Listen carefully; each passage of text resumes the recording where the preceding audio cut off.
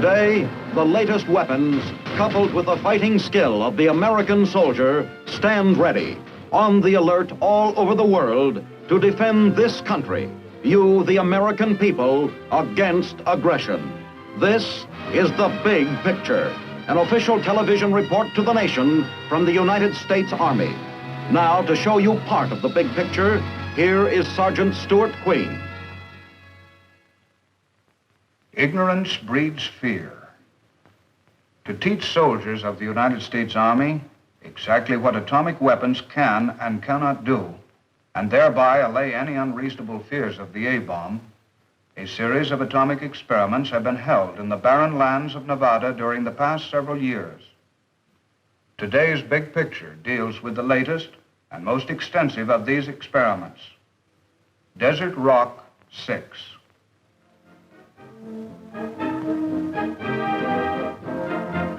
In the spring of 1945, victory in Europe terminated a slow, painful war in the old world.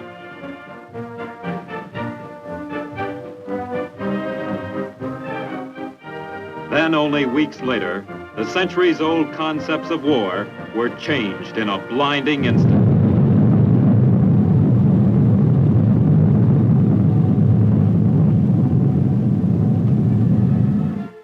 Here at Hiroshima was felt the awful impact of man's new, mightiest weapon, the A-bomb.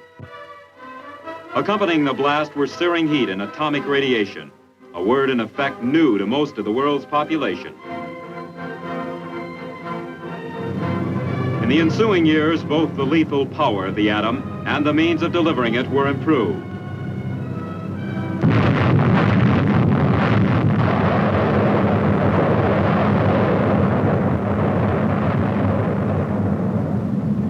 Then came atomic artillery.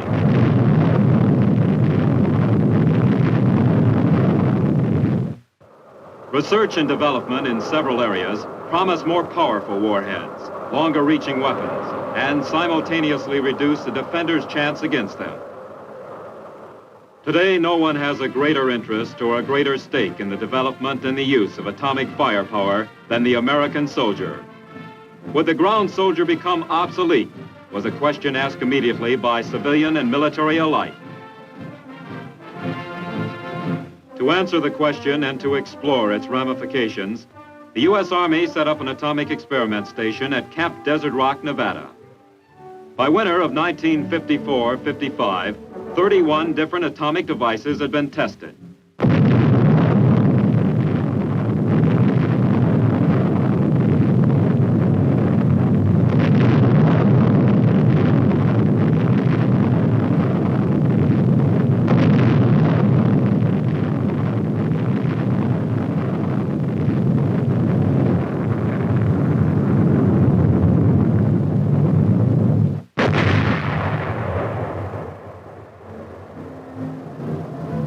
Now in January of 1955, another series of test explosions is scheduled. Instructors are prepared to answer the questions uppermost in the minds of every participant. You are here to participate in an atomic maneuver. Atomic weapons are truly powerful, but they don't mean the end of all life as so many people think. You can live through an atomic attack, and by taking common sense precautions, live to fight another day. This is not a haphazard maneuver. Careful planning for it started months back, involving activity not only here in Nevada, but also in New Mexico and wherever your home stations are. The planning mentioned by the instructor involves the movement of infantry and armored units. Here, officers are seen setting up an assumed tactical situation to be presented later to the commanding general of Desert Rock for approval. The plan supposes that an aggressor has seized the west coast of the United States, but our troops have finally stopped him right along this position, ground zero. Here, the atomic weapon will be used. Next, our troops will attack and seize the target area. Immediately, the plans are approved. Army engineers go to work. Across the monotonous terrain of Frenchman's Flat, they set up their transits and begin to lay out the exercise area.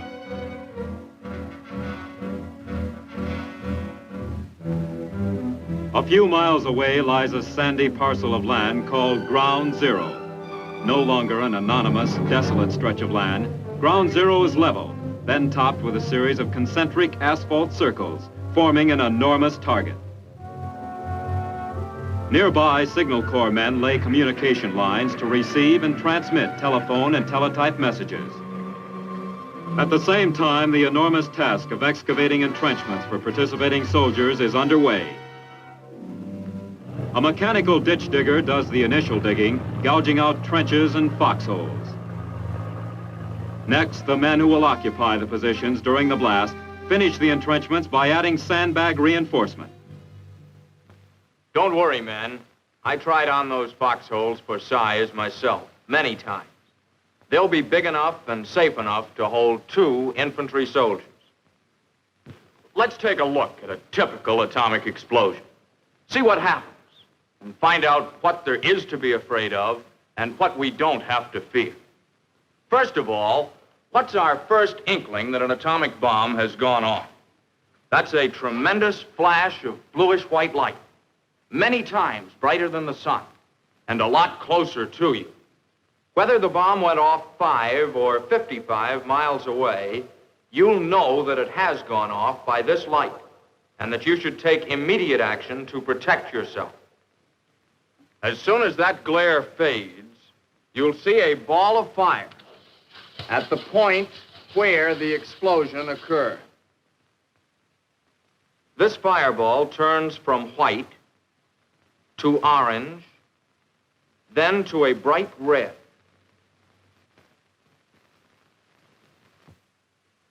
A brown, smoky-looking cloud soon begins to cover the fireball. This brown cloud rises very rapidly, and a stem of dust shoots up from the ground to meet it. This mushroom stem is made up of pulverized pieces of the ground below, the target. When the head of the cloud reaches very cold air, actual ice crystals form an ice cap over the cloud. The cloud itself is still hot and churning. So the ice flows down over the sides, mixing in through the cloud, eventually turning it pure white in color. This white mushroom, zooming up to 40 or 50,000 feet, may be several miles in diameter and be seen from many miles away. Eventually, the cloud drifts off, and you can't tell it from the other clouds in the sky. Watched from a safe distance, this explosion is one of the most beautiful sights ever seen by man. You're probably saying, so it's beautiful. What makes it so dangerous?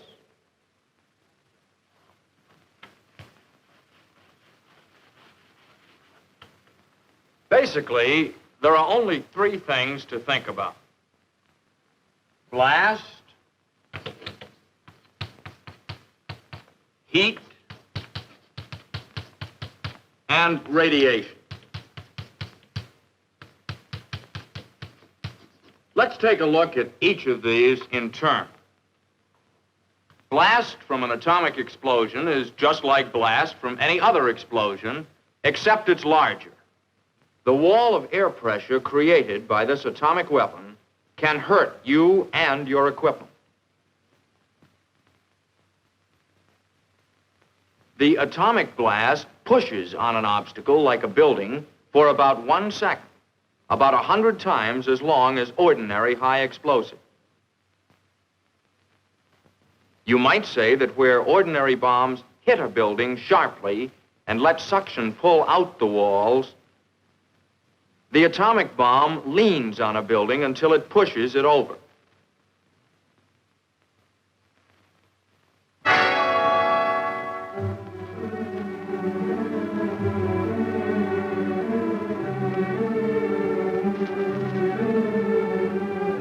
The big worry about blast is being in the way of something that's been caught up in it and thrown at you at hundreds of miles per hour. Or it may pick you up and throw you at a building at the same speed.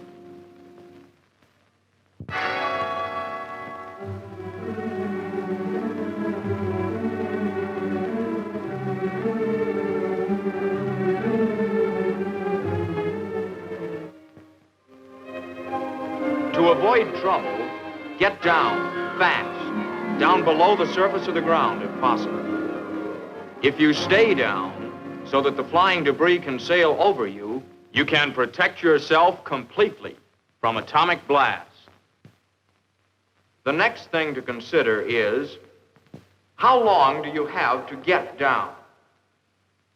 The blast and the flying debris arrive at your position at the same time you hear the sound of the explosion. This means roughly about 5 seconds per mile for the shock wave to reach you. At a mile away, you've still got time to get into a hole. When you see that glare, hit the dirt, fast. So much for the blast from an atomic explosion. But what about the heat and flash of the detonation? The fireball is originally more than 1,000 times as hot as the surface of the sun. It sends out heat like a huge oven from the very first instant of detonation, right along with the white light. This heat comes out very rapidly. As a matter of fact, you are burned in the first half second. In the half second it takes for our brains to tell our muscles, A-bomb, take cover, we have already been burned.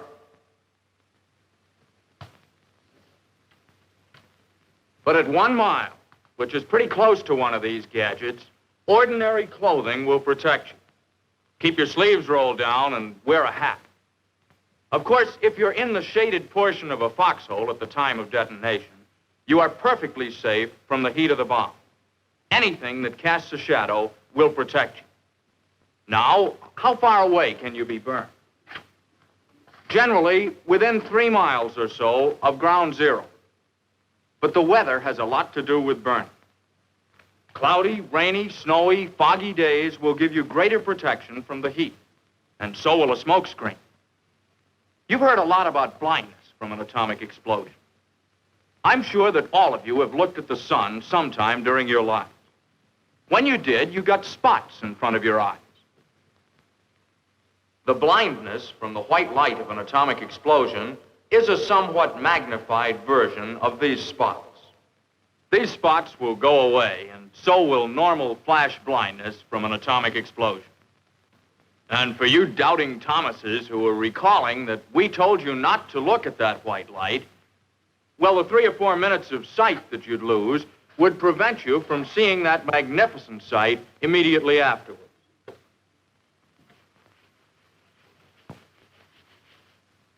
And now we come to what a lot of people consider the $64 question, radiation. This is the one new effect obtained by the use of an atomic weapon. Truthfully, it's the least important of the 3 effects, as far as the soldier on the ground is concerned. Still, radiation affects the body much as an X-ray does. If enough is received, it can be fatal. From an airburst, however, this fatal dose of radiation can be gotten only fairly close to ground zero, with distances practically never exceeding 1 mile. Since buildings are destroyed by blast out to a couple of miles, and burning occurs maybe 3 miles away, you can see the radius of fatal radiation is much less. Radiation from the bomb comes in 4 forms. First, the alpha particle, or nucleus of the helium gas atom. Then the beta particle, or high-speed electron. Next, the gamma ray, or energetic X-ray. And finally, the neutron. Only the last 2, the gamma ray and the neutron, travel far enough to be considered in their effect on the human body. These radiations can be stopped by thick substances. Steel, concrete, and ordinary dirt offer good protection. As a matter of fact, 1 inch of steel, 4 inches of concrete, or 5 inches of dirt will cut out nearly half the radiation you would otherwise receive.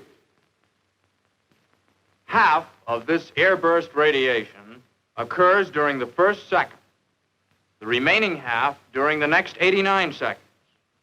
So the radiation hazard on the ground is over 90 seconds after the bomb goes off in the air. If you are above ground and get under at the end of 1 second, you can miss half the radiation completely. So, your best available protection from radiation is doing what you do to avoid debris hurtling toward you. You can't feel it, smell it, or taste it. Film badges and dosimeters issued to you enable the radiological safety monitor in your unit to read the amount of your exposure. Early the following day, the troops passed through the checkpoint to begin a 30-mile orientation drive. Their destination, Ground Zero. On the way, they passed the control center, a building of many vital functions. During the critical minutes before and after the atomic explosion, the control center communicates with Army personnel in the forward area. By remote control, the center operates hundreds of scientific instruments positioned near Ground Zero. Many of the instruments are protected and cared for in shelters.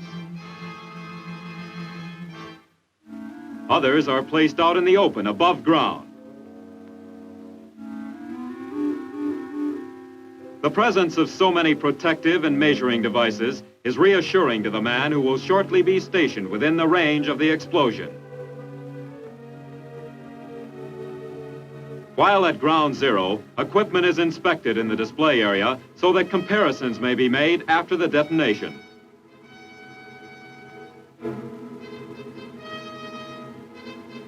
Not only will tests show the effects of atomic weapons on ground troops, but they will indicate the effects on military equipment and buildings. Test equipment is set up at various intervals from Ground Zero, from 2 miles to 1/4 of a mile. Test equipment is placed above ground unsheltered, above ground sheltered, and in dug-in positions. A model city is erected that will test the degree of destruction on homes and the effect on their occupants, here represented by mannequins. Food is also to be tested.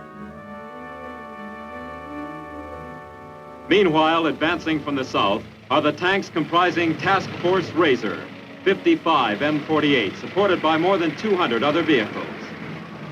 For 3 days, the men and machines have been traveling through the wastelands of the Mojave and the Death Valley deserts.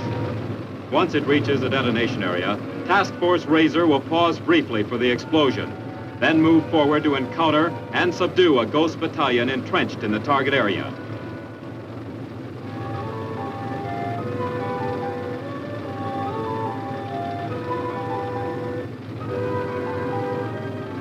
Despite the grueling trek across nearly 200 miles of desert dust, all vehicles will be operational when they arrive at the test site, thanks to the maintenance crews. As the convoy rapidly approaches the jumping-off point for its simulated breakthrough, the moment of explosion is less than a day away. Despite the achievements of the desert crossing, the real significance of Task Force Razor will not be known until it passes Ground Zero after the blast.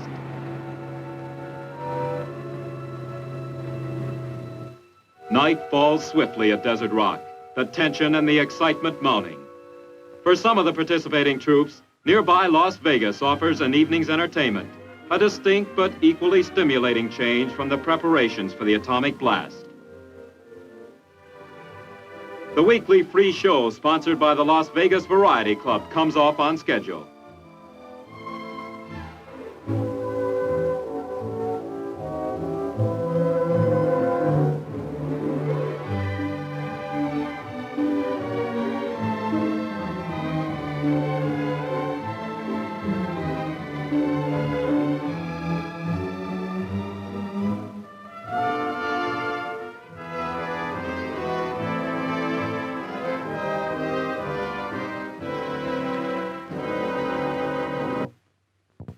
Before dawn, troops prepare to enter their protected positions.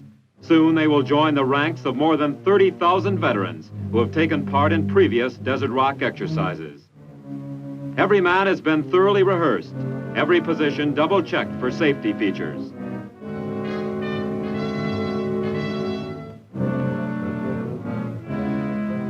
In the time that remains before the detonation, the troops receive final instructions from their briefing officer.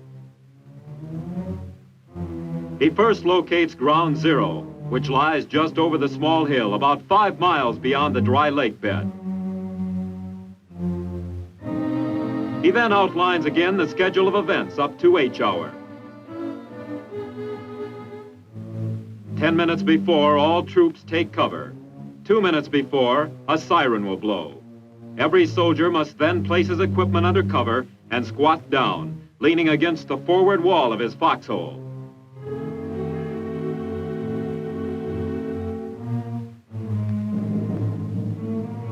At the proper instant before H hour, rockets will be fired skyward for measuring purposes. Elements of Task Force Razor stand in readiness. Sugar, minus 30. I would be transmitting to you by telephone. Turn off all engines, all radios. Face all turrets to the rear. Shut all hatches.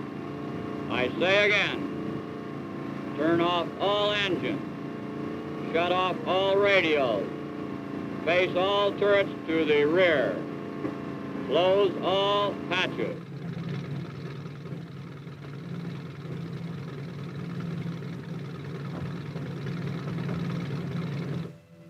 Now the tense waiting comes.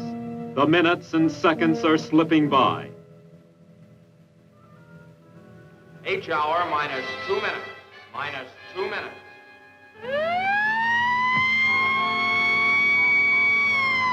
All personnel kneel down in the trenches.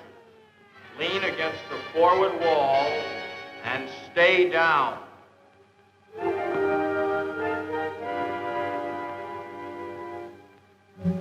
Minus 1 minute.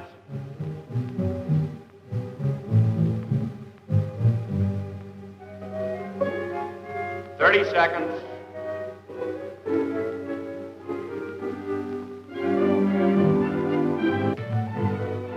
10 seconds.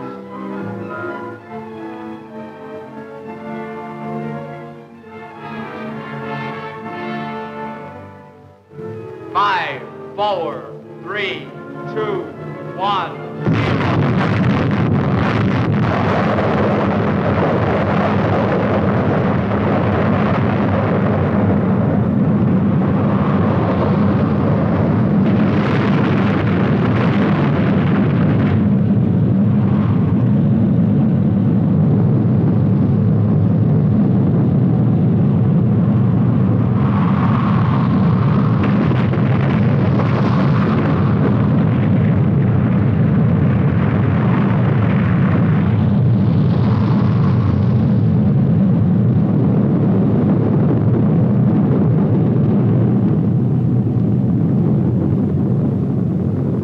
Minutes after the blast, the troops are moving forward toward Ground Zero to see for themselves the effects of nuclear devices. This first-hand experience is one which will be embedded in the memory of every man. Simultaneously, the tankmen of Task Force Razor are grinding toward Ground Zero and beyond, fighting their way through traps and blocks built and manned by the Ghost Battalion.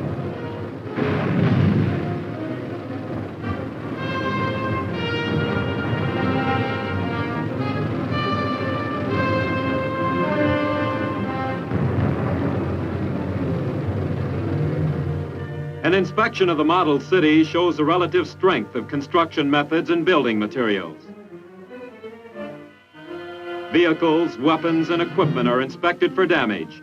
They represent an enemy's arms, but they could be our own. Some damaged beyond repair, others still usable.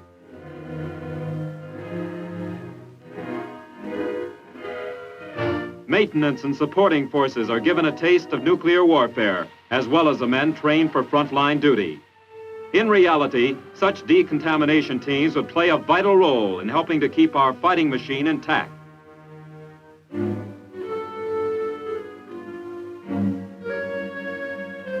Ground Zero has been reached, explored, and left behind. One of the 13 successful desert rock experiments in this series is history. As an added safety measure, every man is thoroughly brushed and checked with a Geiger counter before he is allowed to return to his campsite.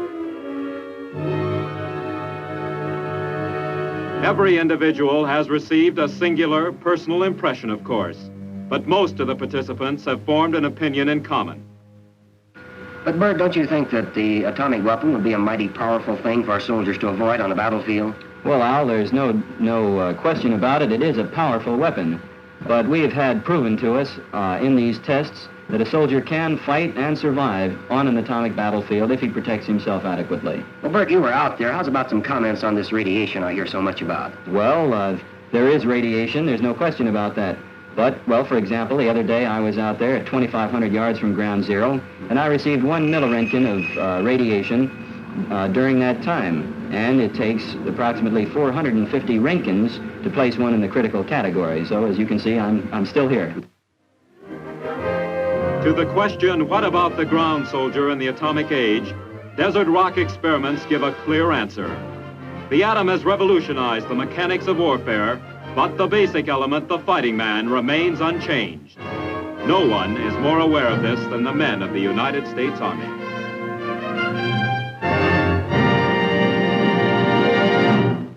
It is historical fact that military weakness is an invitation to aggression. By being prepared, our Army hopes to avoid a future war. But should war come, it may also become historical fact that the war was won in advance, thanks to the experiments and maneuvers held at Camp Desert Rock. Now, this is Sergeant Stuart Queen, inviting you to be with us again next week for another look at your Army in action in the big picture. The Big Picture is a weekly television report to the nation on the activities of the Army at home and overseas. Produced by the Signal Corps Pictorial Center. Presented by the United States Army in cooperation with this station. You too can be an important part of the Big Picture. You can proudly serve with the best equipped, the best trained, the best fighting team in the world today, the United States Army.